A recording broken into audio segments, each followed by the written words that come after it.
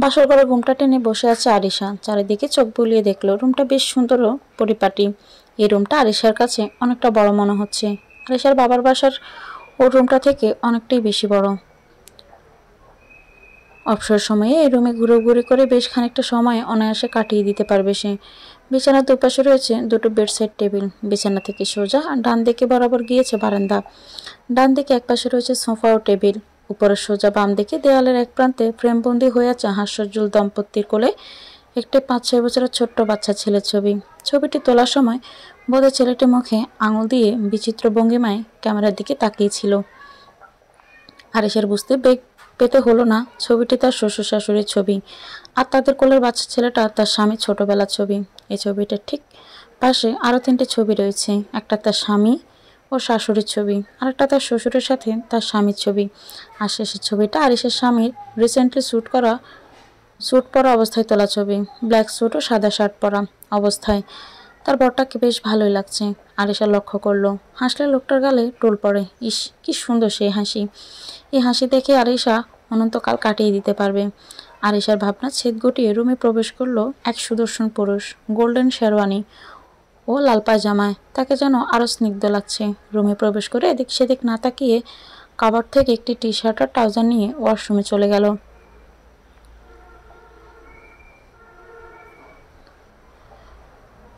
একটু কনে বেশে যে বসেছিল তার নাম রেদওয়ান আলম আরিশা, বাবা মায়ের একমাত্র মেয়ে। বয়স 19-20 হবে। আরিশার একটি ছোট ভাইও আছে, ওর নাম তাহসান আলম ইমন।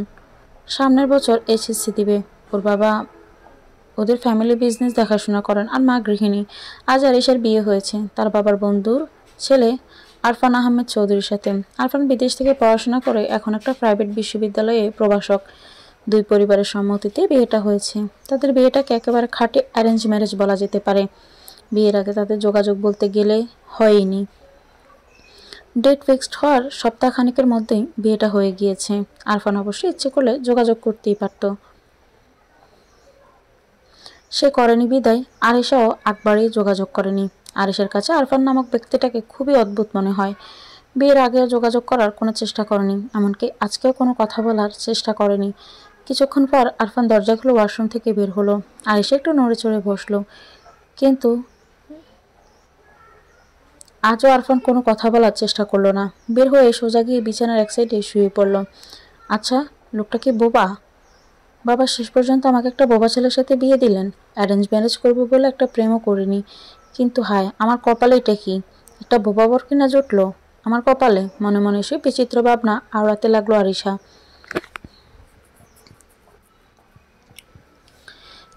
সে ঠিক করেছে কাল সকালে উঠে তার স্বামীর এমন কোনো সমস্যা আছে কিনা তার টেস্ট করবে।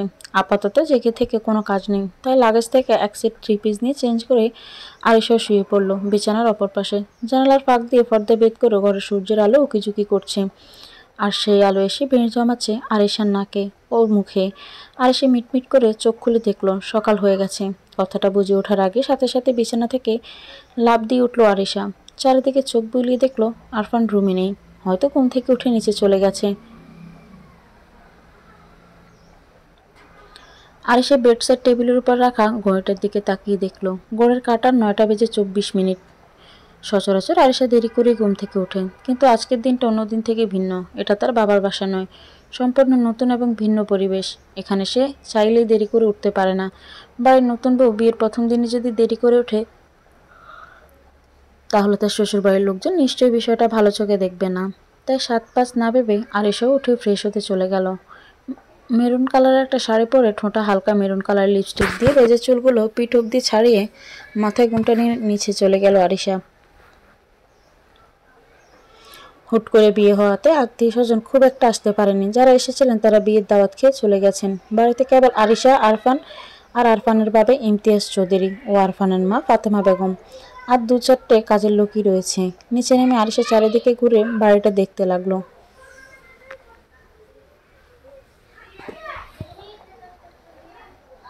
ফাতেমা বেগম বাড়িটাকে অনেক সুন্দর করে সাজিয়েছেন। এবারে সবগুলো রুমই খুব সুন্দর করে গোছগাছ করা। এক একটা রুম যেন আরেকটাকে ছাড়িয়ে গেছে। বাড়িটা দেখে বোঝা যাচ্ছে প্রত্যেকটা জিনিসই খুব শখ করে কেনা। তুমি উঠে গেছো? আমাকে ডাকতে পারতে। হঠাৎ করে কারো কণ্ঠ শুনে পেছনে ফিরে তাকালো আরিশা। একজন মধ্যবয়স্ক মহিলা হাসি মুখে করে তাকিয়ে আছেন তার দিকে। ফর্সা গায়ের উপর আকাশি রঙের সুতির শাড়িটা যেন দারুণ মানিয়েছে। যৌবনকালে নিশ্চয়ই উনি আরো অনেক সুন্দর ছিলেন। ইমতিয়াজ চৌধুরী হয়তো ওনার এই রূপেই ফিদা হয়ে বিয়ে করেছিলেন। হ্যাঁ, উনি হচ্ছেন আরিশের শাশুড়ি, ফাতেমা বেগম। আরিশা ওনাকে গিয়ে সালাম করলো। সুখী হও মা। আরফান কই? ঘুম থেকে ওঠেনি এখনো? আসলে আমি ঘুম থেকে উঠে ওনাকে দেখতে পাইনি, ভাবলাম বোধহয় নিচে আছেন। এই ছেলেটাকে নিয়ে যে আমি কি করি? বিয়ে হয়ে গেল, কিন্তু ছেলেটার মধ্যে যদি কোনো জ্ঞান বুদ্ধি হতো।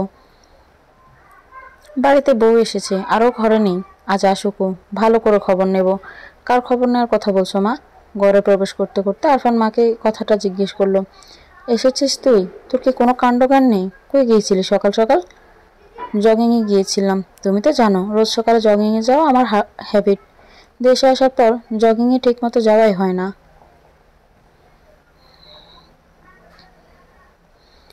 যেহেতু আজ ফ্রি ছিলাম তাই ভাবলাম আজ একটু যাই। কিসের ফ্রি? কাল তোর বিয়ে হয়েছে, আর আজ সকাল হতে না হতে বের হয়ে গেলি, তাও আবার কাউকে কিছু না বলে। মা, সকাল সকাল কি শুরু করলে বলো তো? বিয়ে হয়ে গেছে বলে কি অন্য সব কাজ বন্ধ করে দিতে হবে নাকি?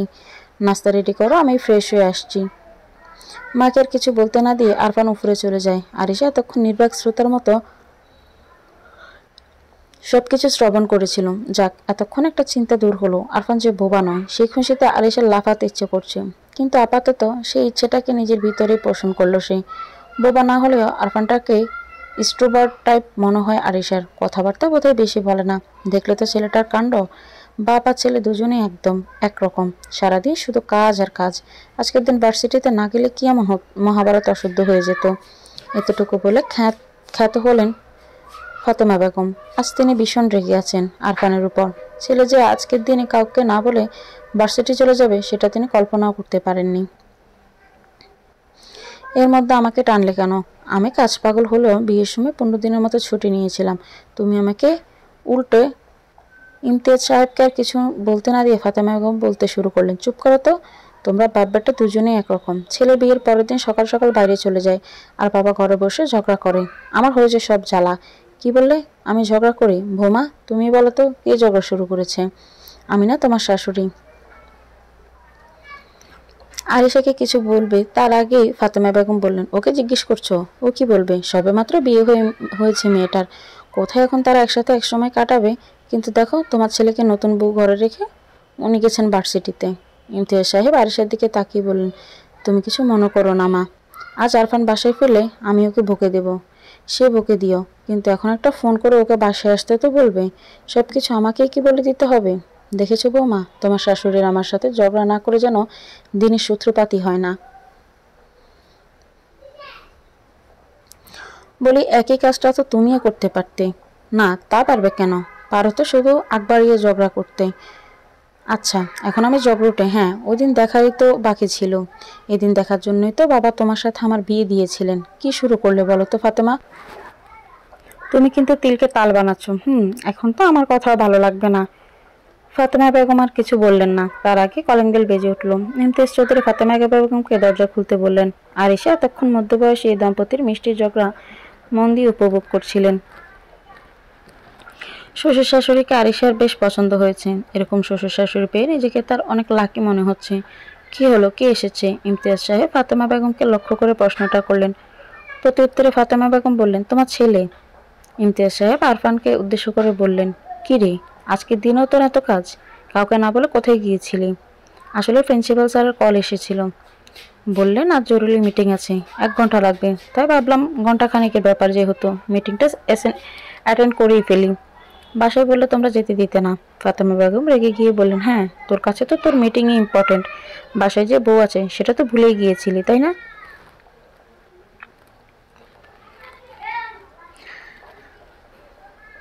পরিস্থিতি সামাল দিতে আরিশা বলে উঠল, মা, উনি আমাকে বলেই গিয়েছিলেন, আমি আপনাদেরকে বলতে ভুলে গেছি। ইমতিয়াজ সাহেব আরিশার কথা শুনে বললেন, ব্যাস, তাহলে তো সমস্যা মিটে গেল।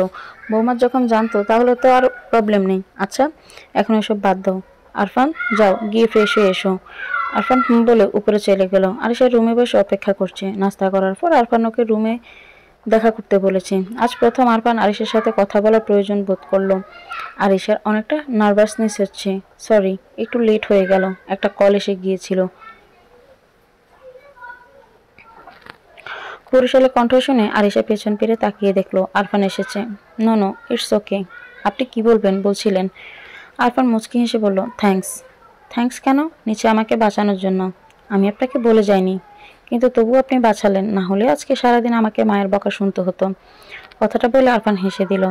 তার সাথে সাথে আরিশাও হেসে দিল এবং বলল, শুধু থ্যাঙ্কস দেওয়ার জন্যই ডাকলেন? আরফান বোকার মতো হেসে মাথা চুলকে জিজ্ঞেস করলো, হ্যাঁ, না মানে আপনার নামটা যেন কি? আরিশা চোখ বড় বড় করে উচ্চারণ করলো, কি? আরফানের প্রশ্ন শুনে আরিশা অনেক অবাক হলো। আরিশা মুচকি হেসে বলল, বুঝতে পেরেছি। আরিশা, আমার নাম রেদওয়ান আলম আরিশা। ও, আমার নাম আরফান চৌধুরী, ইউনিভার্সিটিতে জব করি। আরিশা একটা মেকি হাসি দিয়ে বলল, ও, কিন্তু মনে মনে বলল, আপনি না জানলেও আমার বায়োডাটাটা কিন্তু আমার মুখস্থ। তো কি করেন, পড়াশোনা? এইচএসসি দিয়ে এখন ভার্সিটি অ্যাডমিশন দেব। আরফান খানিকটা অবাক হয়ে বিড়বিড় করে বলল, বাবা মা শেষমেশ বাচ্চা একটা মেয়ের সাথে আমাকে বিয়ে দিয়ে দিয়েছেন। আরিশা ব্রুকুসকে জিজ্ঞেস করলো, কি কিছু বললেন? না মানে হ্যাঁ, বলেছিলাম যে আমি কি আপনাকে তুমি বলে ডাকতে পারি? আপনি আমার থেকে বয়সে অনেক ছোট, তো তাই। আরিশা বলল, জি অবশ্যই। থ্যাঙ্কস। তো কি ভাবলে? কোন ব্যাপারে? কোন ভার্সিটিতে ভর্তি হবেন কিছু ভেবে রেখেছ? আসলে না, আমি তো চট্টগ্রামেই লেখাপড়া করেছি, এখানে কোনো ভার্সিটি ভর্তি হতাম, কিন্তু এখন সেটা পসিবল না, তাই এখনো ভাবিনি এ বিষয়ে। কেন পসিবল না? বিয়ে হয়ে গেছে বলে? আরফান বাঁকা হেসে ভ্রু নাচিয়ে নাচিয়ে প্রশ্নটা জিজ্ঞেস করলো। কিন্তু এখন না ভাবলে যে অ্যাডমিশনের সময় শেষ হয়ে যাবে। আর সে একটু ইতস্ত করে বলল, না, তুমি চাইলে আমি আমার ভার্সিটিতে কথা বলে দেখতে পারি। আরিশা মাথা নাড়িয়ে সায় দিল এবং বলল, ঠিক আছে, ওকে, তুমি কাগজপত্র সব রেডি রেখো, আমি কাল তোমাকে নিয়ে প্রিন্সিপাল স্যারের সাথে কথা বলবো। ও শিট, কি হলো? Any problem? আমার অ্যাডমিশন সংক্রান্ত সব কাগজপত্র তো বাসায় ফেলে এসেছি। তাহলে বাসায় ফোন করে বলে দাও আমি কাল গাড়ি পাঠিয়ে দিব, ড্রাইভার গিয়ে নিয়ে আসবে। বলেছিলাম কি, আমরা তো 2-3 দিনের মাথায় এমনিতেই ও বাড়ি যাব, তখন গিয়ে নিয়ে এলে হয় না? ওকে, তুমি যেমন বলো। আরিশা সৌজন্যবোধমূলক একটা হাসি দিল।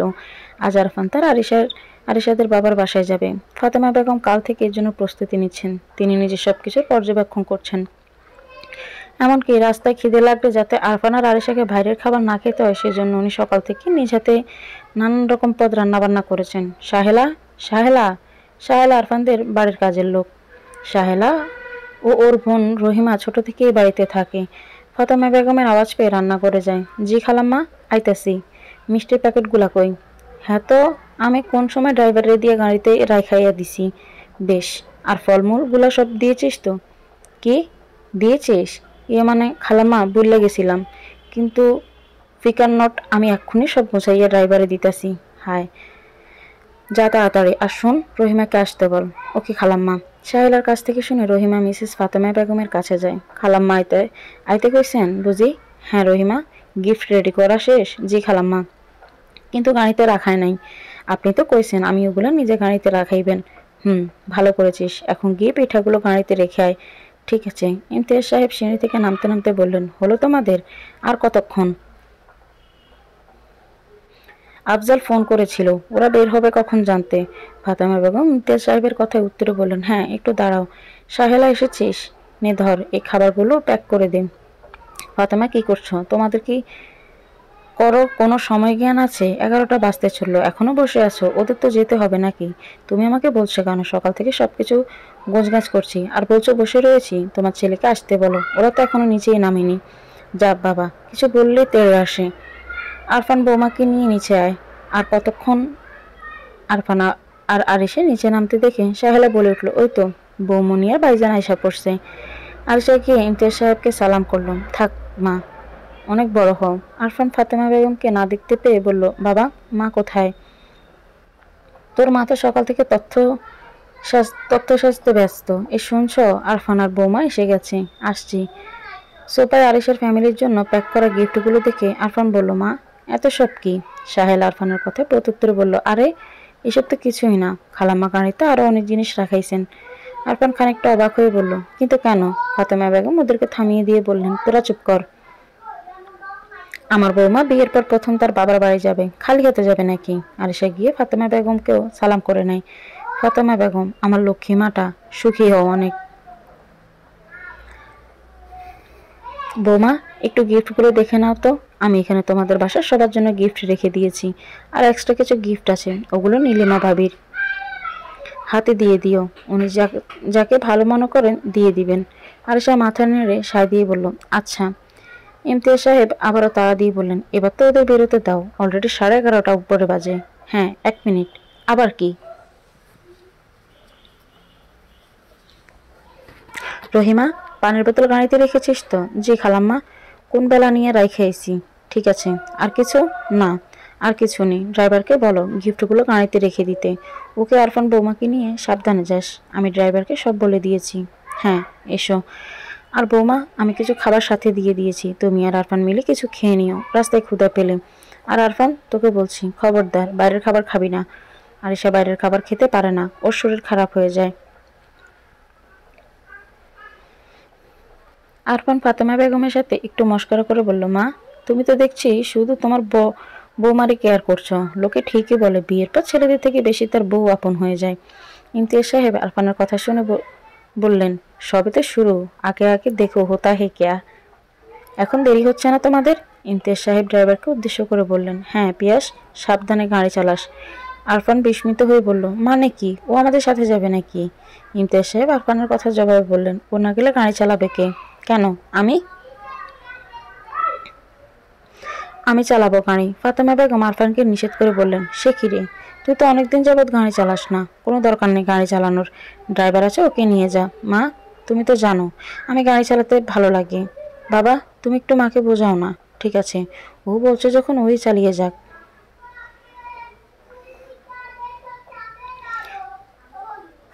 কিন্তু ফাতেমা বেগম, ঠিক আছে, সাবধানে যাবে, আর ওখানে পৌঁছে ফোন করবে। আরফান আর আরিশা সবার কাছ থেকে বিদায় নিয়ে গাড়ি করে আরিশার বাবার বাসার উদ্দেশ্যে রওনা হয়। গাড়ি চলছে তার আপন গতিতে। আরফান আর আরিশা গাড়িতে এখনো পর্যন্ত একটা কথাও বলেনি। চারিদিক নিস্তব্ধ ও শান্ত। দূরের সবুজ মাঠের উপর ছোট্ট একটা কুঁড়েঘর। মাঠের একপাশে একটা পুকুর রয়েছে, জেলেরা জাল বেঁধে রেখে দিয়েছে, মাছ ধরবে বোধহয়। আশেপাশে বিচিত্র প্রজাতির গাছপালা, চারিদিকে যেন সবুজের মেলা। অনেকগুলো নামও মনে হয় জানেনি আরিশার, জানতেও ইচ্ছে করছে না তার। শুধু মন ভরে এই শান্ত কোলাহলমুক্ত প্রকৃতির স্বাদ নিতে ব্যস্ত সে। এই পথ দিয়ে সে কতবার যাতায়াত করেছে, কিন্তু কখনো প্রকৃতির সৌন্দর্য উপভোগ করার ইচ্ছে জাগেনি। অন্য সময় হলে সে ইয়ারফোন কানে লাগিয়ে গান শুনে ব্যস্ত থাকত। আজ আরফান সঙ্গে থাকায় তার প্রকৃতির এই সৌন্দর্য উপভোগ করার সৌভাগ্য হলো। শুধু প্রকৃতি দেখলে হবে? আরফানের কণ্ঠ এসব ধ্যান ভঙ্গ হলো। পাশ ফিরে দেখলো আরফান সামনের দিকে তাকিয়ে গাড়ি চালাতে ব্যস্ত। আরিশা ভালো করে আরফানকে দেখলো। সাদা শার্টে আরফানকে অনেক বেশি স্নিগ্ধ লাগছে, আর চোখের কালো সানগ্লাসটার সাথে যেন দারুণ মানিয়েছে। আরিশা বেহায়ের মতো আরফানের দিকে তাকিয়ে রয়েছে। আরিশার কাছ থেকে কোনো উত্তর না পেয়ে আরফান আবারও তুড়ি বাজিয়ে বলে উঠল, হ্যালো, কোথায় হারিয়ে গেলে? না কিছু না, পৌঁছাতে আর কতক্ষণ লাগবে? বেশ, আর আধা ঘন্টার মতো পথ বাকি। ও আচ্ছা। হঠাৎ শব্দ হয়, আরিশা বলে উঠল, কি হলো? ঠিক বুঝতে পারছি না, তুমি বসো, আমি দেখছি। আরিশা ঘাড়ের টায়ার মেবি পাংচার হয়ে গেছে, এখন কি হবে? কি আর হবে, তোমার জন্য তো ভালোই হলো। আরিশা আরফানের কথার মানে বুঝতে না পেরে ব্রু কুচকে জিজ্ঞাসা সূচক দৃষ্টিতে ওর দিকে তাকায়। আরফান আরিশার দৃষ্টি বুঝতে পেরে বলেন, তুমি এখন আরো ভালোভাবে প্রকৃতি উপভোগ করতে পারবে। আরিশা প্রসঙ্গ পাল্টে বলল, আমি বাবাকে ফোন করে বলে দিচ্ছি গাড়ি পাঠানোর জন্য। আরফান ওকে বলে গাড়ি থেকে একটা ম্যাগাজিন নিয়ে গাড়ির উপর বসে পড়তে শুরু করলো। সেটা দেখে আরিশা বলল, কি করছেন? আরফান একটা ড্যাম কেয়ার ভাব নিয়ে বলল, তুমি তো প্রকৃতি দেখায় ব্যস্ত থাকবে, তাই ভাবলাম এই সময়টুকু না হয় আমি একটু ম্যাগাজিন পড়ে কাটিয়ে দিই। অকারণে বসে থাকার চেয়ে সময়কে কাজে লাগানো উচিত। আরিশা আরফানের কথায় কিছু বুঝতে না পেরে আবার প্রকৃতি দেখায় মনোনিবেশ করলো। আরিশার বাবার বাসায় পৌঁছালো মাত্র আরিশার মা অর্থাৎ মিসেস নীলিমা খালাম আরফানকে জম্পেশ জামাই আদর করা শুরু করে দিয়েছেন। পোলাও, মোরগ কোরমা, গরুর মাংসের তরকারি, ডিম কোরমা, মাছ ভাজা থেকে শুরু করে 5 রকমের ভর্তা ও মিষ্টি জাতীয় 3 ধরনের আইটেম সহ অনেক রান্নাবান্না করেছেন তিনি আজ। তিনি আরফানকে একটার পর একটা খাবার দিয়ে যাচ্ছেন, আর আরফান বেচারা কিছু বলতেও পারছেন না। আরিশা আরফানের এই অবস্থা দেখে ভীষণ হাসি পাচ্ছে। সে শুধু ঠোঁট চেপে হাসছে। মিসেস নীলিমা আরিশাকে উদ্দেশ্য করে বললেন, আরও গাজরের হালুয়ার বাটিটা একটু এগিয়ে দে তো। এই নাও বাবা, তোমাকে একটু হালিয়া দেই। আমি এটা স্পেশালি তোমার জন্যই বানিয়েছি। আরফান মিসেস নীলিমার উৎসুক মুখটা দেখে না করতে চেয়েও যেন করতে পারলেন না, তাই সে হাসি মুখ করে বললেন, আচ্ছা ঠিক আছে, বাট অল্প। আরফানের কথা শুনে ইমন বলল, আরে ভাইয়া নিন না, আম্মুর হাতের গাজরের হালুয়া হচ্ছে ওয়ার্ল্ডের দ্বিতীয় বেস্ট গাজরের হালুয়া। আরফানের জিজ্ঞাসাবোধক চাহনি বুঝতে পেরে ইমন বলল, দ্বিতীয় বেস্ট বলেছি বিকজ ওয়ার্ল্ডের বেস্ট গাজরের হালুয়া হচ্ছে আপুর হাতের বানানো হালুয়া। একবার খেলে মুখে যেন স্বাদ লেগেই থাকে, বারবারই খেতে মন চায়। আরিশা ইমনের দিকে চোখ বড় বড় করে তাকায় এবং ইশারায় চুপ থাকতে বলে। আরফান ইমনের মুখে গাজরের হালুয়া প্রশংসা শুনে আরিশার দিকে তাকিয়ে বলল, তাহলে তো একদিন সেই হালুয়ার সেই বিখ্যাত হালুয়াটা টেস্ট করতেই হয়। আরফানের কথা শুনে আরিশা বলল, আপনি বসুন, আমি এক্ষুনি বানিয়ে আনছি। না আরিশা বুঝেও না বোঝার ভান করে জিজ্ঞেস করলো, না কিন্তু কেন? মামুনি তো অলরেডি বানিয়েছিনি, তোমারটা না হয় অন্যদিন টেস্ট করা যাবে। আরিশা জানতো যে আরফান এমনিতেও খেতে পারবে না, তাই মজা করে কথাটা বলল, হ্যাঁ আমার মনে আছে, আমি একটু পরেই আসছি। মিসেস নীলিমা জিজ্ঞেস করলেন, কে ফোন করেছে? আফজাল সাহেব বললেন, সাদিক ফোন করেছিল, আজ আমাদের নতুন ফ্যাক্টরিটার উদ্বোধন করা হবে, তাই তাড়াতাড়ি যেতে বলল। কি বলো, আজ জামাই এসেছে আর তুমি বলছো চলে যাবে ওখানে? সাদিককে ফোন করে বলে দাও ও যেন সামলে নেয়, তুমি যেতে পারবে না। আরে ও সামলাতে পারলে তো হতোই। এমপি সাহেব নিজে আসবেন উদ্বোধন অনুষ্ঠানে, তাই আমাকেই যেতে হবে। কিন্তু আরফান, তোমার কোনো সমস্যা না থাকলে তুমিও চলো না আমার সাথে, ঘুরে আসবে ফ্যাক্টরিটা। আফজাল সাহেব আরফানের দিকে তাকিয়ে কথাটা বললেন। আরফান শুধু ছোট্ট করে ওকে বলল। আরফান আপত্তি জানায়নি। বিদায় মিসেস নীলিমা এর কথা আর বাড়ালেন না। কি করছো? কারো কণ্ঠ শুনে পেছন ফিরে তাকালো ফাতেমা বেগম। ইমতিয়াজ সাহেব দাঁড়িয়ে আছেন। বাচ্চাদের বিয়ের অ্যালবাম দেখছি, কত সুন্দর মানিয়েছে না ওদের। ফাতেমা বেগম কথাটা বলার সময় আরফান আর আরিশের বিয়ের একটা যুগল ছবিতে চুমু খেলেন।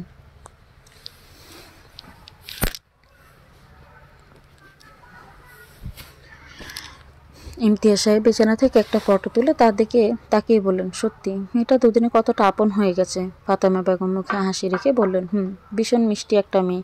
ওরা দুজন চলে যাওয়ার ঘরটা কেমন খালি খালি লাগছে, তাই না? ইমতিয়াজ সাহেব ছোট্ট করে একটা দীর্ঘশ্বাস ফেলে বললেন, তোমার রেজাল্ট তো খুব ভালো দেখছি। এসএসসি এইচএসসি দুটোতেই জিপিএ 5। I am impressed. একটু আগে আরিশা অ্যাডমিশন সংক্রান্ত সব কাগজপত্র বের করেছেন। আরফান সেটা দেখি উপরোক্ত কথাটা বলল। আরিশা কিছু বলল না, শুধু একটা মুচকি হাসি দিল। আরফান আবারও বলল, ওয়েদারটা ভীষণ ভালো, ছাদে যাবে? এখন? কেন, এনি প্রবলেম? এখন তো সন্ধে হয়ে গিয়েছে। তো বাসায় থাকলে তো আমি প্রায় সময় এই সময় ছাদে গিয়ে সময় কাটাই। সন্ধ্যার সময় আকাশের বেস্ট সিন পাওয়া যায়। আরিশা কিছু একটা ভেবে বলল, ঠিক আছে, আপনি 5 মিনিট ওয়েট করুন, আমি কফি নিয়ে আসছি। আরফান কিছু বলল না, শুধু মাথা নেড়ে সায় দিল। আকাশে গোল থালার মতো চাঁদ উঠেছে, আর তার সাথে চলছে তারাদের মিটমিট খেলা। এই জন্য এক অপূর্ব মনোরম দৃশ্য। পৃথিবীর কোনো এক প্রান্ত থেকে একজোড়া কপত কপতি রাতের এই শান্ত অথচ স্নিগ্ধ পরিবেশটা উপভোগ করছে, আর সাথে দোয়া ওঠা কফি যেন একেবারে পারফেক্ট কম্বিনেশন। আরফান ঠিকই বলেছিল, এর থেকে বেস্ট আর কিছুই হতে পারে না। আর এসে এখন মনে হচ্ছে ওর আগে কোনো এখানে আসার ইচ্ছে জাগেনি, পরক্ষণে আবার মনে হলো সব জিনিসেরই হয়তো একটা পারফেক্ট সময় আছে। তখন ইচ্ছে লাগেনি বলেই তো সে আজ আরফানের সাথে এই সুন্দর সুন্দর স্বাদ নিতে পারছে। কবি সুকান্ত ভট্টাচার্য হয়তো এরকমই কোনো একটা দিনের চাঁদকে দেখার কথা বলেছিলেন। ক্ষুধার রাজ্যে পৃথিবী, গদময় পূর্ণিমা চাঁদ যেন ঝলসানো রুটি, দেখলে যা আসলে কত কিছু মিস করতে। ঠিক বলেছেন, আমার দেখা সবচেয়ে বেস্ট সিন। আরফান আনমনে আরিশার দিকে তাকিয়ে অস্পষ্ট সুরে বলে উঠল, আমারও কিছু বললেন? হ্যাঁ কি? আরফান এতক্ষণ আরিশার দিকে তাকিয়েছিল। আরিশার কথায় যেন হুঁশ ফিরে এলো, নিজেকে সামলিয়ে নিয়ে বলল, তোমার চুল। আরিশা ব্রুকুচকে জিজ্ঞেস করলো, আমার চুল কি? আরফান আরিশার মুখের সামনে আসে চুলগুলো কানে গুঁজে দিল। আরিশা আরফানের স্পর্শ পেয়ে হালকা কেঁপে উঠল, চোখ তুলে আরফানের দিকে তাকালো। রাতের এই আবছা আলোয় আরফান চোখ দুটো কি সুন্দর লাগছে। মুখের সামনে চুল এসেছিল, বেঁধে নাও, না হলে ভূত এসে নিয়ে যাবে। আরফানের কথা শুনে আরিশা কিছুক্ষণ চোখ বড় বড় করে তাকিয়ে খিলখিলিয়ে হেসে উঠল। আর আরফান মন ভরে দেখছে সে হাসি। মেয়েটাকে হাসলে কি অপূর্ব লাগে। রাতের আবছা আলোতে যেন ফুটে উঠেছে। বাংলাদেশের বিখ্যাত পর্যটন কেন্দ্রগুলোর বেশিরভাগই বন্দর নগরী চট্টগ্রামে অবস্থিত। ঝর্ণা, পাহাড়, লেক, সমুদ্র সৈকত, বিভিন্ন প্রাচীন স্থাপত্যি সহ সব প্রাকৃতিক সৌন্দর্য একাই নিয়ে বসে আছে এই শহর। তেমনই একটি উল্লেখযোগ্য পর্যটন কেন্দ্র হচ্ছে চট্টগ্রামের সীতাকুণ্ড উপজেলার বাঁশবাড়িয়া সমুদ্র সৈকত। দর্শনার্থীদের ঘুরে আসার জন্য একেবারে উপযোগী একটা জায়গা। দুপুরে খাওয়া দাওয়া পর্ব শেষ হওয়ার পর আরিশা, আরফান, ইমন ও মিস্টার ও মিসেস আফজাল আলম রওনা হয়েছেন সে বাঁশবাড়িয়া পর্যটন কেন্দ্র দর্শন করতে। দুপুর 2:30টার দিকে তারা কাঙ্ক্ষিত গন্তব্যে পৌঁছান। সারি সারি ঝাউ গাছ, খোলামেলা পরিবেশ আর মাতাল করা হাওয়া বইছে চারিদিকে। আরিশার অন্যতম প্রিয় একটি জায়গা এটি। জেগে ওঠা সবুজ ঘাসের উপর আরিশা হাঁটতে ভীষণ ভালো লাগে। তাই তো জোরাজুরিতে সবাই আজ এখানে আসতে বাধ্য হলো। ইমন আর আরিশা বাচ্চাদের মতো চারিদিকে ঘোরাঘুরি করছে, কখনো সেলফি তুলছে তো কখনো দৌড়াদৌড়ি করছে। আর আরফান এক মনে আরিশার দিকে তাকিয়ে আছে। মেয়েটার মধ্যে একেবারে বাচ্চাময় ভরপুর। এই জন্য এক নতুন আরিশাকে দেখছে সে। এমনিতে তো সারাক্ষণ শান্তশিষ্ট থাকে, আজ প্রথমবার এক চঞ্চল আরিশাকে দেখেছে। কই, এতদিন তো লক্ষ্য করেনি। হয়তো এতদিন সে মেয়েটাকে গভীরভাবে পর্যবেক্ষণই করেনি। আর আজ যখন দেখছে, মুগ্ধ হয়ে দেখছে। মিসেস নীলিমা আরিশা ইমনকে ডেকে বললেন, আরও ইমো, বেশি দূর যাস না। কি যে করিস না তোরা, একসাথে থাকবি তো। মিসেস নীলিমার কথা শুনে আফজাল সাহেব মজা করে বললেন, নীলিমা, তোমার কথা শুনে মনে হচ্ছে ওরা এখনো বাচ্চা। ঘুরতে এসে যদি এত রেস্ট্রিকশন দাও চলবে? তুমি চলো, আমরা বরং ওই দিকটা যাই, ওদের একা ছেড়ে দাও। কিন্তু আহা, কোনো কিন্তু না, আফজাল তো আছেই।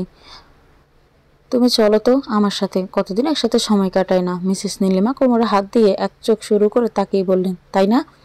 আফজাল সাহেব আমতা আমতা করে বললেন, না মানে বলেছিলাম যে হয়েছে, কিছু বলার দরকার নেই, চলো। আপু চলো না, ব্রিজ দিয়ে হাঁটি। খবরদার, একদম না, আম্মু জানলে অনেক বকবেন। তাছাড়া ব্রিজটা খুব রিস্কি, খুঁটিও নেই। এই ব্রিজ দিয়ে হাঁটলে পা ফসকে পানিতে পড়ে যেতে পারিস। সো যাওয়া যাবে না, প্লিজ আপু। আমি আমার অনেক বন্ধুদের উপরে হাঁটার ভিডিও দেখেছি, আমার খুব ইচ্ছে ব্রিজের উপর দিয়ে হাঁটার। আমি খুব সাবধানে হাঁটবো, কিচ্ছু হবে না, প্লিজ। আরিশা চোখ বড় বড় করে ইমনের দিকে তাকিয়ে বলল, না বলছি তো। ইমন কাঁদো কাঁদো মুখ করে আরিশাকে বলল, আপু প্লিজ। আরিশা ইমনের এমন ফেস দেখে গম্ভীর কণ্ঠে বলল, ওকে, বাট ইন ওয়ান কন্ডিশন। রাজি? আমি সব শর্ত মানতে রাজি, আগে শুনবি তো? আচ্ছা বলো। ব্রিজের উপর দিয়ে আগে আমি যাব, আমার যাওয়ার পর তুই যাবি, ওকে? ওকে। মিসেস ফাতেমা বেগম কল করায় আরফান অন্যদিকে ফিরে ওনার সাথে কথা বলায় ব্যস্ত ছিল। কথা বলতে বলতে পেছনে মাথা ঘুরে ও চোখ চড়ক গাছ। মা, আমি তোমায় একটু ফোন করছি। আরে শোনো তো, বৌমার সাথে একটু কথা বলবো। যা, কল কেটে দিল। কি হলো, কিছু বলবে তো নাকি? কি বললো আরফান? হ্যাঁ, হঠাৎ করে ফোন রেখে দিল। আরে তুমিও না, অযথা টেনশন করছো। ঘুরতে গেছে, ফিরে আসলে কথা বলো। একটু হলেই তো পড়ে যেতে। এমি, তোমাকে কোনো কাণ্ডজ্ঞান নেই? জানো না এই ব্রিজ কত রিস্কি? আর এসে একটু হলে পানিতে পড়ে যেত, কিন্তু ভাগ্য ভালো আরফান সঠিক সময়ে এসে ওকে ধরে নিয়েছে। আরফান আরিশার কোমরে জড়িয়ে শক্ত করে ধরে যাতে না পড়ে যায়। কি হলো, কিছু বলছো না কেন? ব্রিজে কেন এসেছ? আরফান লক্ষ্য করলো আরিশা থরথর করে কাঁপছে, হয়তো ভয় পেয়ে গেছে, তাই সে কিছু বলতেও পারছে না। আরফান উপাস পেটে দুটো লম্বা লম্বা দীর্ঘশ্বাস ফেলে আরিশাকে কোলে করে পাহাড়ে নিয়ে আসে। পাহাড়ে নিয়ে আসার পর ইমন দৌড়ে তাদের কাছে এসে আরিশাকে জড়িয়ে ধরে। আই এম সরি আপু, সব আমার দোষ। না, আমি জেদ করতাম না এসব হতো। ইমন আরিশাকে ধরে কান্না করতে থাকে, সেও রীতিমতো ভয়ে কাঁপছে। আরফান পরিস্থিতি সামাল দিতে বলল, আরে কিচ্ছু হয়নি, এখন তো সব ঠিক আছে। ইমন, তোমাদের যখন সমুদ্রের ভিউ দেখার ইচ্ছে ছিল আমাকে বলতে পারতে। সমুদ্র দেখার আসল মজা তো স্প্রিং বোর্ডে উঠে পাওয়া যায়। কি বিশেষ হচ্ছে না? চলো আমরা এখন স্প্রিং বোর্ডে করে সমুদ্রে ঘুরবো। আরিশার ইমনের ভয়ের ঘোর এখনো কাটেনি, তাই আরফান ওদের শান্ত করার জন্য কথাটা বলল, রিল্যাক্স, এখন কিছু হবে না, আমি আছি তো। আর ইমনের ব্যাপার সম্পর্কে মামুনিয়ার বাবাকে কিছু বলার দরকার নেই, শুধু শুধু টেনশন করবেন। ইমন শুধু আরফানের কথার প্রত্যুত্তরে বলল, আর কিছুই বলল না। এখন চলো, একটু পরে সূর্যাস্ত হবে। সমুদ্রের মাঝখান থেকে সূর্যাস্ত দেখার মজাই আলাদা। আরিশা ইমন কিছু বলল না। আরফান ওদের নিয়ে একটা স্প্রিং বোর্ডে চলল। এই স্প্রিং বোর্ডে উঠে সমুদ্রে দেখে ইমনের ভয় অনেকটা কেটে গেল। ও আরিশা এখনো ভয় পাচ্ছে, তাই আরফান আরিশা সারাক্ষণ পেছন থেকে হালকা করে ধরে বসেছিল। কিছুক্ষণ পর পশ্চিম আকাশে সূর্য অস্তমিত হলো। আরফান আরিশাকে আরেকটু জড়িয়ে ধরে আঙুলে দিয়ে সূর্যাস্তের দৃশ্য দেখাচ্ছে। আরিশু আরফানের বুকে ডান পাশে মাথা রেখে জড়িয়ে ধরল। আপনার কফি। থ্যাঙ্কস, এটার অনেক দরকার ছিল। ল্যাপটপ থেকে মুখ তুলে এবার আরিশের দিকে তাকিয়ে কথাটা বলল আরফান। আরিশা আরফানের কথার প্রত্যুত্তরে একটা মিষ্টি হাসি উপহার দিল। কিছুটা সময় আগের মতোই দাঁড়িয়ে নীরবতা অবলম্বন করে বলল, থ্যাঙ্কস। আরফান ভ্রু কুঁচকে জিজ্ঞেস করলো, থ্যাঙ্কস কেন? আমাকে বাঁচানোর জন্য আর পরিস্থিতিটা সামাল দেওয়ার জন্য। আরফান ল্যাপটপ রেখে উঠে আরিশার মুখোমুখি হয়ে দাঁড়িয়ে বলল, কিন্তু আমার তো শুধু শুকনো থ্যাঙ্কস দিয়ে চলবে না। মানে? আরিশার জিজ্ঞাসাবাসূচক চাহনি দেখে আরফান আরিশার আরেকটু কাছে গেল। আরিশা কাঁপা কাঁপা গলায় বলল, কি করছেন? এগোচ্ছেন কেন? আরফান বাঁকা হেসে বলল, তুমি পেছুচ্ছে কেন? বললে না যে পেছুচ্ছে কেন? আরফান আরিশার দিকে আরেকটু ঝুঁকবে, তখনই আরিশা বলে উঠল, আব্বু। আরফান তৎক্ষণাৎ পিছিয়ে গিয়ে দরজার দিকে দৃষ্টি স্থির করলো। আরিশা ততক্ষণে বহুদূর, যেন পালিয়ে গেলেই বাঁচে। আরফান হাঁ করে শুধু তাকিয়ে রইল। মেয়েটা কত সহজে ওকে বোকা বানিয়ে চলে গেল। আপনারা সবাই প্রস্তুত থাকুন, এখনও অনুষ্ঠিত হতে চলেছে দীর্ঘ প্রতীক্ষিত লুডো খেলা। রুম থেকে বের হওয়ার পর ড্রয়িং রুমের সামনে যেতেই আরিশা ইমনের আওয়াজ শুনতে পেল। কথাটা কানে আসা মাত্রই 1 সেকেন্ডও দেরি না করে ছুটল ড্রয়িং রুমের দিকে। ইতিমধ্যে বাড়ির প্রায় সবাই চলে এসেছে। ইমন, আরিশা, বাড়ির কাজের লোক জরিনা, মাহফুজ সবাই মিলে উৎসুক দৃষ্টিতে তাকিয়ে রয়েছে লুডোর বোর্ডের সামনে। একে অপরের বিপরীত মুখোমুখি বসে গম্ভীর মুখে লুডোর গুটি তুলছেন মিস্টার ও মিসেস আলম। নীল রঙের 4টা গুটি নিজের বাছাইকৃত লুডোর ঘরে রেখে মিস্টার আলম বললেন, ভেবে নাও, পরে হেরে গেলে কান্নাকাটি করে লাভ হবে না। মিস্টার আলমের কথায় মিসেস আলমের কোনো ভাবান্তর হলো না, মনে হচ্ছে না। তিনি আপন মনে গুটি সাজাতে সাজাতে মিস্টার আলমের দিকে দৃষ্টি স্থির করে তাচ্ছিল্যে হেসে বললেন, এত কনফিডেন্স কই পাও বলো তো? প্রতিবারই তো হারো, অন্তত বাচ্চাদের সামনে তার অ্যাটলিস্ট মিথ্যে বলো না। কে হারে তা সবারই জানা। নীলিমা বেগম এবার রেগে গিয়ে মিস্টার আলমের দিকে ঝুঁকে বললেন, কি বলতে চাও? মিস্টার আলম ভরকে গিয়ে বললেন, আমি কিছু বলবো না, করে দেখব। মিসেস আলম কিছু বললেন না, শুধু সরু চোখে তাকালেন। মিস্টার আলম ইমনকে কি যেন একটা ইশারা দিয়ে আনতে বললেন। তারপর ইমনের হাত থেকে জিনিসটা হাতে নিয়ে সামনে ধরলেন। ক্যামেরা দিয়ে কি হবে? এটা কেন আনিয়েছ? আরে দাঁড়াও, আগে ক্যামেরাটা সেট করে নেই। মানুষ মিথ্যে বললেও ক্যামেরা তো আর মিথ্যে বলবে না। আজকের খেলাটা এটাই রেকর্ড করে রাখবো।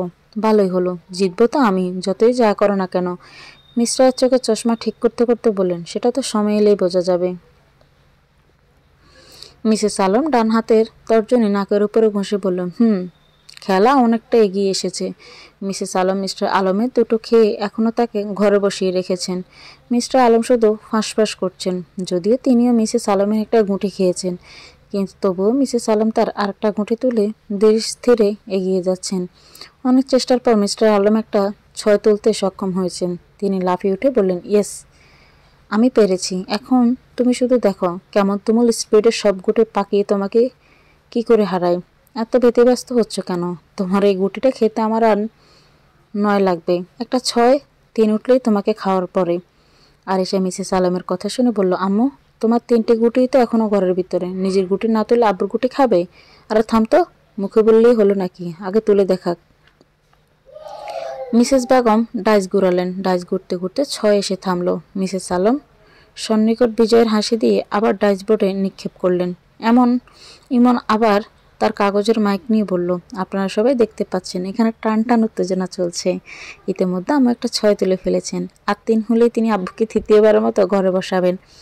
আমরা দেখতে পাচ্ছি ডাইলসটা এখনও ঘুরছে, আর ঘুরতে ঘুরতে থেমে গিয়েছে। শুধু থামিয়েনি, 3-এ থেমেছে।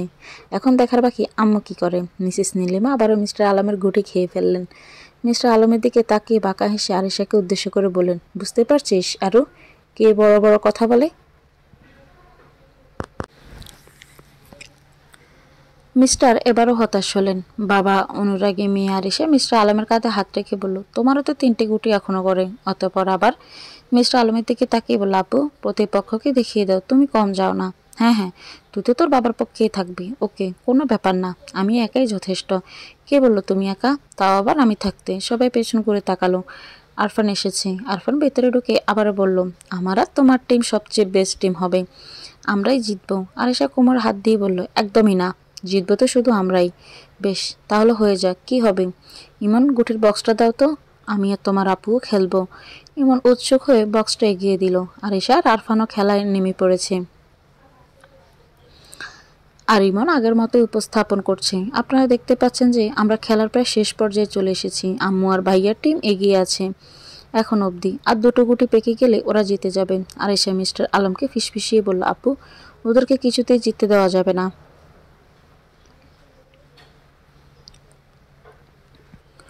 মান সম্মানের ব্যাপার, এত ভয় পাচ্ছিস কেন?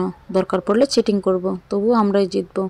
মিস্টার আলম এই বলে ওনার গোটে হাত দিয়ে কয়েক গোর এগিয়ে দিবেন, তখনই মিসেস নীলিমা তার হাত ধরে ফেললেন। ছি ছি, এই বয়সে শেষ কিনা চিটিং, আজব তো। আমি তো আমার গুটি ঠিক করছিলাম, চিটিং করব কেন?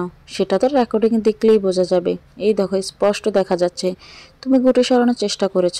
মিস্টার আলম আর আরিশা মুখ কাচুমাচু করে দাঁড়িয়ে আছেন। এমন ঘোষণা দিল, আমরা ইতিমধ্যে সবাই জেনে গেছি যে আব্বু চিটিং করছেন, তাই আজকের খেলা এখানেই ইতি টানা হচ্ছে।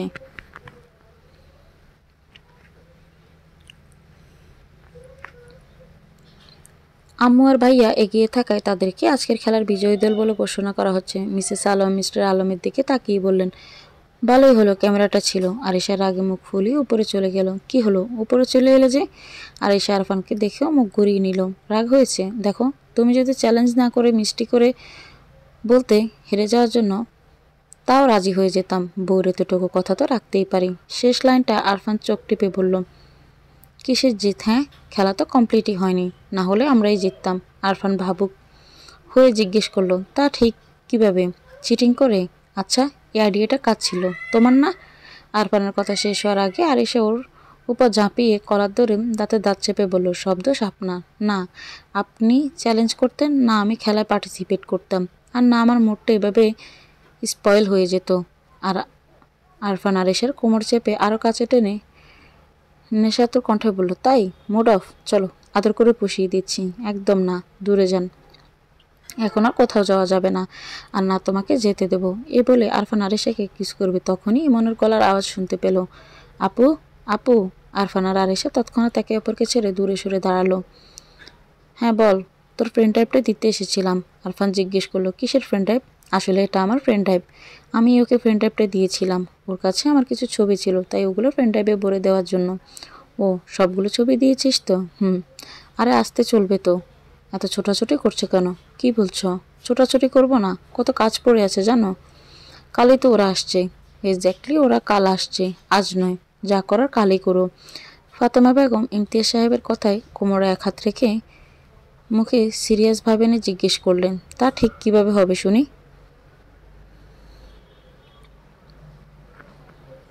পিয়াসকে সেই কখন বাজার করার জন্য পাঠিয়েছিলাম, এখনও আসেনি, এসে যাবে। এটা নিয়ে বাড়ি মাথায় করার কি আছে? মিসেস ফাতেমা ইমতিয়াজ সাহেবকে লাস্ট কথাটা শুনেও না শোনার ভান করে কিচেনে চলে গেলেন। সকালের মৃদু আলো ঘরে আসছে। আজ সকাল সকাল ঘুম থেকে উঠে গোসল সেরে নিয়েছেন আরিশা, তাই ভেজা চুলগুলো শুকোতে ব্যালকনিতে দাঁড়িয়ে আছে। সকালের মিষ্টি রোদ পোহাচ্ছে। সামনে থাকা কদম গাছটার দিকে দৃষ্টি তার, যদিও গাছটিতে এখনো কোনো ফুল ফোটেনি। গাছটির সবচেয়ে উঁচু ডালটির উপরে দুটো পাখি বসে রয়েছে। তাদের মধ্যে একটি ছেলে পাখি আর একটি হচ্ছে মেয়ে পাখি। আরিশার তো তাই মনে হচ্ছে। শুধু তাই নয়, আরিশার মনে হচ্ছে ওরা স্বামী স্ত্রী। সাংসারিক জীবনে নানা আনুষঙ্গিক আলোচনায় মত্ত দুজনেই। উঠে গেছে হঠাৎ কারো আওয়াজ শুনে। আরিশার ভাবনা চেত উঠল। পেছন ঘুরে দেখলো আরফান। এত তাড়াতাড়ি? আমি সচরাচর তো তুমি এত তাড়াতাড়ি উঠো না। প্রতিদিনই তো আর সকাল সকাল জার্নি করি না। আসলে কোথাও যাওয়ার হলে আমি সকালবেলা উঠে গোসল সেরে নিই,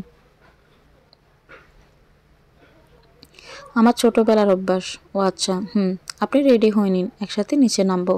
ওকে। কিছুক্ষণ আরিশা ব্যালকনি থেকে রুমে প্রবেশ করে দেখলো আরফান শার্টের অর্ধেক বোতাম লাগিয়ে দাঁড়িয়ে আছে। এভাবে অর্ধেক বোতাম খুলে দাঁড়িয়ে আছেন কেন? মনে হয় শার্টের বোতাম ছিঁড়ে গেছে। কিভাবে? শার্টের সাথে টানা হেঁচড়া করেছেন নাকি? আরিশা কথাটা হাসতে হাসতে বলল।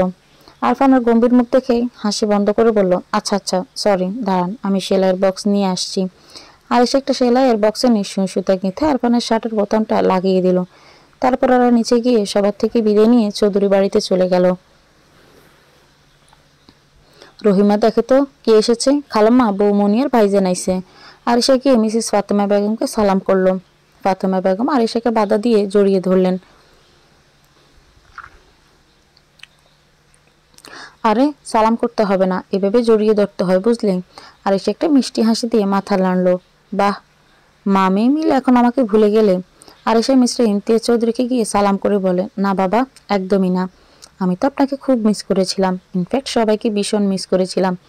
আমি ওরে, তোদের ছাড়া ভালো লাগে হয়েছে, এখন আর ওদের ওদের ফ্রেশ হতে দাও, পরে কথা বলো। কিছুক্ষণ পর আরফান আর আরিশা ফ্রেশ হয়ে নিচে এসে সবার সাথে খাবার টেবিলে খেতে বসলো। তো আরফান, কি ভাবলি? আরিশা কবে থেকে জয়েন করেছে ভার্সিটিতে? খাবার খেতে খেতে মিস্টার চৌধুরী আরফানকে প্রশ্নটা করলেন। কাল থেকেই। ফাতেমা বেগম বললেন, সে কি রে, মেয়েটা আজকে মাত্র এলো, দুদিন রেস্ট নিক, তারপর না হয় যা করার করবে। আপাতত সেটা সম্ভব না, তোমরা তো জানোই আরিশা ভর্তি পরীক্ষা দেয়নি। প্রিন্সিপাল স্যারকে অনেক কষ্ট করে ম্যানেজ করে একটা ইন্টারভিউয়ের জন্য রাজি করিয়েছি, যেটা কাল না গেলে পসিবল না। কজ প্রিন্সিপাল স্যার দুদিনের মধ্যে আউট অফ টাউন যাচ্ছেন। ঠিক আছে, তোরা যা ঠিক মনে করিস। এ নিয়ে আর কেউ কোনো কথা এগোলো না। খাবার খেয়ে যে যার মতো নিজের রুমে চলে যায়। আরফান রুমে যাওয়ার আগে আরিশাকে আসতে বলেছিল, কিন্তু ফাতেমা এসে গল্প জুড়ে দেওয়ায় যেতে একটু লেট হয়ে যায়। বলুন, কি বলবেন? আরফান পড়ার টেবিলে বইগুলো গোছাচ্ছিল। যখন আরিশা এসে দরজা কড়া নাড়ল, এখন ডেকেছিলাম? সরি, আসতে একটু লেট হয়ে গেল, মার সাথে গল্প করছিলাম। বসো, আমি একটা কোয়েশ্চেন পেপার রেডি করেছি, এগুলো সলভ করো। এখন? তো কখন? করছি। আয়েশা কিছু সলভ করতে পেরেছেন, আর যেগুলো পারেনি সেগুলো আরফান বুঝিয়ে দিয়েছে। আয়েশার অনেক উদ্ভট প্রশ্নের উত্তরও দিতে হচ্ছে। পরগুলো সলভ করো। আরে ওয়েট, আমার প্রশ্ন এখনো শেষ হয়নি। বলো। শুধু ধরার জন্য বলেছি। ধরুন, যদি কোনোদিন তাজমহলও না থাকে, এই বাগানটাও না থাকে, তাহলে তো এটা ফার্স্ট ফর্মে হয়ে যাবে। M I right? আরফান প্রশ্নটা শুনে কিছুটা ভ্যাবাচ্যাকে খেয়ে গেল। এই মেয়েটার মাথায় কি সব চলে? এত দূর গিয়েও কেউ ভাবে নাকি? কিন্তু পরবর্তীতে নিজেকে সামলে নিয়ে বলল, হ্যাঁ হবে। আরিশা কথাটা মজা করেই বলেছে। ছোটবেলায় স্কুলের স্যারদের জব্দ করতে সে এসব করত, আজ আরফানের সাথেও করে ফেললো।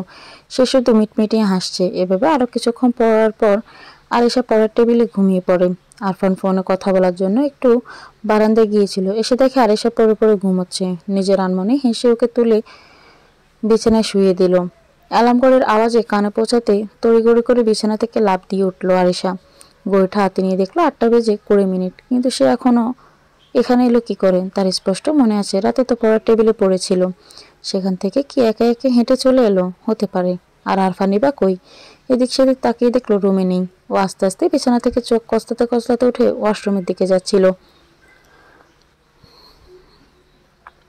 আরফানও ঠিক এই সময়ে শাওয়ার নিয়ে টাওয়াল নিয়ে চুল ঝাড়তে ঝাড়তে ওয়াশরুম থেকে বের হলো। দুজনে একসাথে ধাক্কা খেলো। দেখে চলতে পারেন না?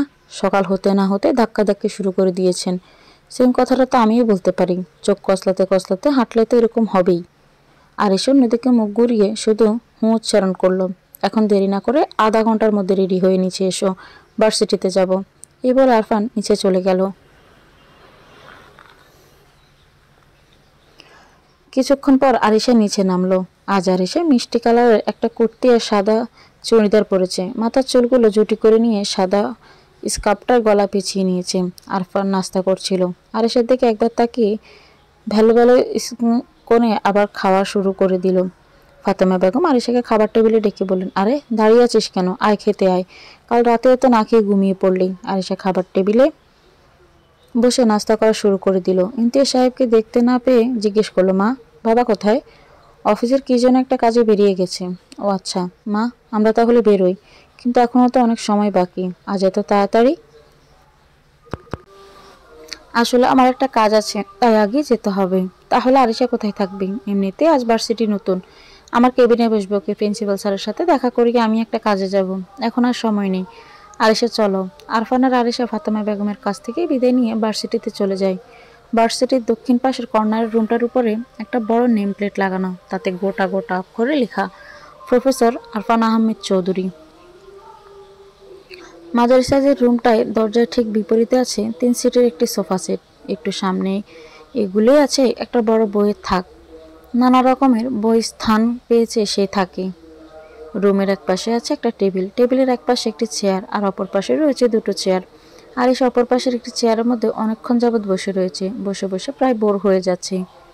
তাই ভাবলো একটু ভার্সিটিটা ঘুরে দেখা যাক, যে বাবা সে কাজ। কেবিনের দরজা খুলে দেখলো ছাত্রছাত্রীরা প্রায় আসা শুরু করে দিয়েছে। ইতিমধ্যে ভার্সিটির বিশাল বড় ক্যাম্পাসের মাঠে বিভিন্ন গ্রুপে গ্রুপে বসে আছে ছাত্রছাত্রী। হঠাৎ কারো মুখে নিজের নাম শুনলো, মনে হলো।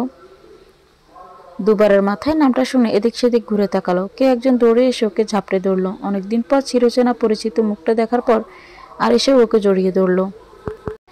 একে অপরের কুশল বিনিময় শেষে আরিশা জিজ্ঞেস করলো, কেমন আছিস নীলা? অনেকদিন পর দেখা। আর এই ভার্সিটিতে? ডোন্ট টেল মি যে তুই এই ভার্সিটিতে পড়িস। কিন্তু থেমে যা, তোর এই হ্যাবিটটা এখনো যায়নি না? একবার বলা শুরু করলে বলতেই থাকিস, অন্যদের বলার সুযোগই দিস না। আচ্ছা যা, আর প্রশ্ন করছি না, একটা একটা করে বল। তুই তো জানিস আমার ঢাকাতে পড়ার কত শখ ছিল। ভাগ্য থাকায় এই ভার্সিটিতে চান্স পেয়ে যাই। পরে খালামণি বাবা মাকে বুঝিয়ে আমাকে এখানে নিয়ে আসেন তার বাসায়।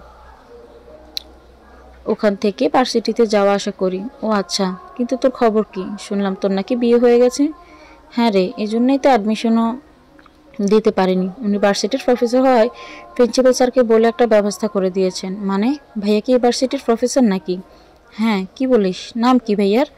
আরফান আহমেদ চৌধুরী। নীলা অবাক হয়ে বলল, কি? তুই ঠিক বলছিস তো? ভাইয়া আই মিন স্যার তোর হাজব্যান্ড? কখন থেকে? স্যার বিয়ে করে ফেলেছেন? উমায় আল্লাহ, আমাকে কেউ ধরো। মাথায় হাত দিয়ে অজ্ঞান হয়ে যাওয়ার ভান করে। আজব তো, এভাবে ব্যাঙের মতো লাফাচ্ছিস কেন তুই? হ্যাঁ, উনি আমার হাজব্যান্ড। তো কি হয়েছে দোস্ত? ব্যাপারটাকে যতটা লাইটলি নিচ্ছিস, আসলে ব্যাপারটা ততটা সহজ না। শুন, তোর না মাথা খারাপ হয়ে গেছে। বেল বেজে গেছে, চল ক্লাসে চল। আরে শুনবি তো, তুই থার্ড পিরিয়ডে এলেই বুঝতে পারবি। আরিশা নীলার লাস্ট কথা শুনতে পেল না, তার আগেই ক্লাসে চলে গেল। নীলও আরিশার পেছন পেছন ক্লাসে যায়। ক্লাসে আসার পর শেষের দিক দিয়ে ৩ নম্বর বেঞ্চে নীলা আর আরিশা বসে পড়ে। নীলা গ্রুপের বাকি বন্ধুদের সাথে আরিশার পরিচয় করিয়ে দেয়। আরিশা, ও হচ্ছে বিথি, আর ও হচ্ছে মিলা, আর ও হচ্ছে সিয়াম। আরিশা মিষ্টি হাসি দিয়ে সবাইকে হ্যালো বলল। তারপর ওরা আরও নানান কথা বলল। পরপর 2টো পিরিয়ড শেষ হওয়ার পর আরফান ক্লাসে প্রবেশ করলো। ক্লাসের অন্যরা না জানলেও ইতিমধ্যে নীলাদের গ্রুপের সবাই জেনে গেছে যে আরফান আর আরিশা স্বামী স্ত্রী। তাই তারা সবাই মিটমিটিয়ে হাসছে আর আরিশাকে টিচ করছে। আরিশা শুধু চোখ বড় বড় করে তাকাচ্ছে। আরফান এসে প্রেজেন্ট ডাকা শুরু করে দিয়েছে। প্রেজেন্ট ডাকা শেষ করে ইংরেজিতে ক্লাস নেওয়া শুরু করলো। দেখলি স্যার কি সুন্দর ক্লাস নিলেন। সাদে কি আমার ক্রাশ। ইস, কি কিউট লাগে। আরিশা সীমার কথাটা শুনে কেন যেন খারাপ লাগলো, যদিও মন খারাপের এই ছাপটা মুখে আনতে দেয়নি। বাকি ক্লাসগুলো এভাবে করে বাড়ি চলে গেল। সূর্য পশ্চিম দিকে অস্তমিত হয়েছে। প্রায় ঘন্টা খানেক আগে আরিশা পড়ার টেবিলে বসে বসে বইয়ের দিকে তাকিয়ে গালে হাত দিয়ে বসে আছে। দেখে মনে হচ্ছে না ওর পড়ার দিকে কোনো মন আছে বলে।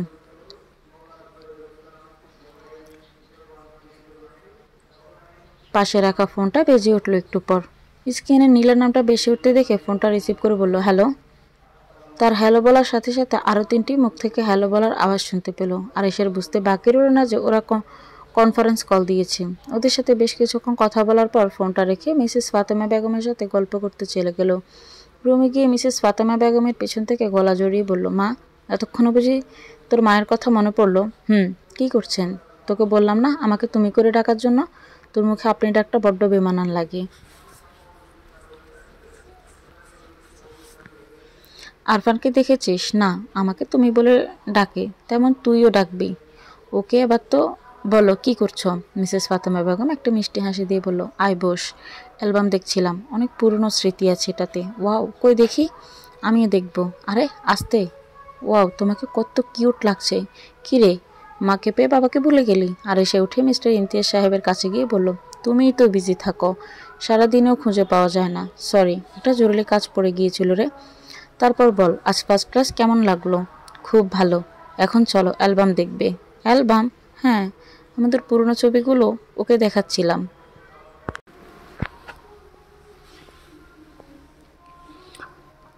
ও মা, তাই?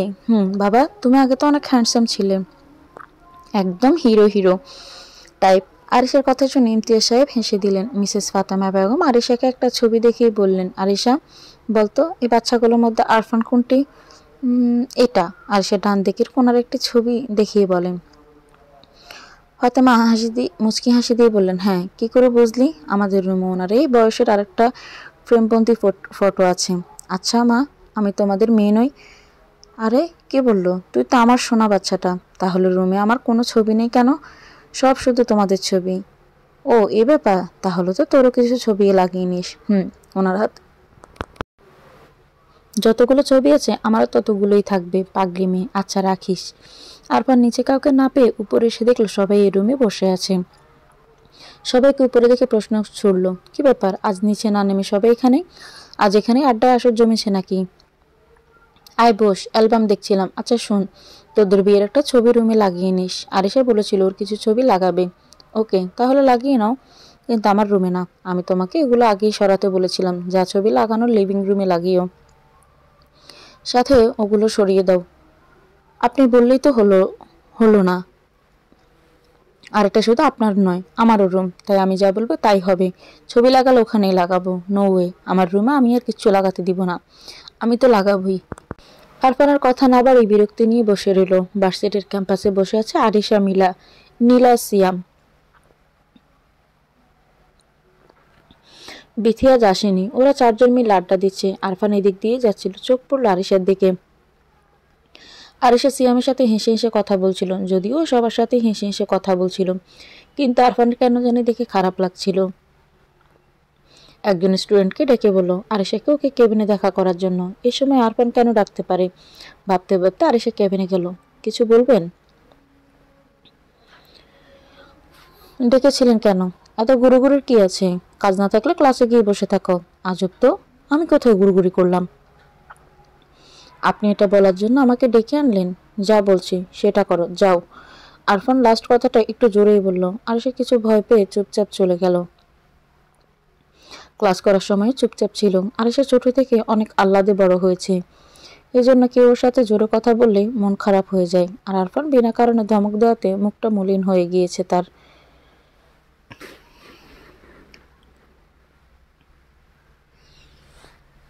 তাই বাকি ক্লাসগুলো নীরবে করে বাসায় চলে গেল। ক্লাসেও মুখটা ফ্যাকাশে লাগছিল। বেশি বলে ফেললাম, ওর সাথে একবার কথা বলা উচিত।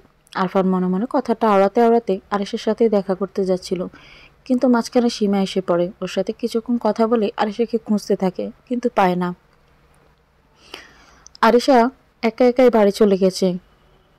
মোবিকেলে আরিশা এমবি অন করে দেখলো ওদের মেসেঞ্জার গ্রুপে কেউ একজন ভিডিও কল দিয়েছে। ঢুকে দেখলো সিয়াম, মিলা নীলাকে ড্রেসিং টেবিলের উপর রাখা আরফানের ইয়ারফোনটা নিয়ে ওদের সাথে কথা বলতে শুরু করে।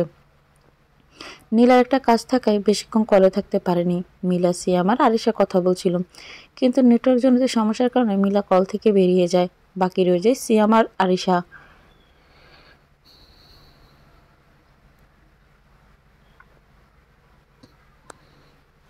সবাই চলে যাওয়ায় আরিশা সিয়ামও বাই বলে কেটে দেয়। আরফান রুমে ঢুকে দেখে সিয়াম আর আরিশা কথা বলছিল।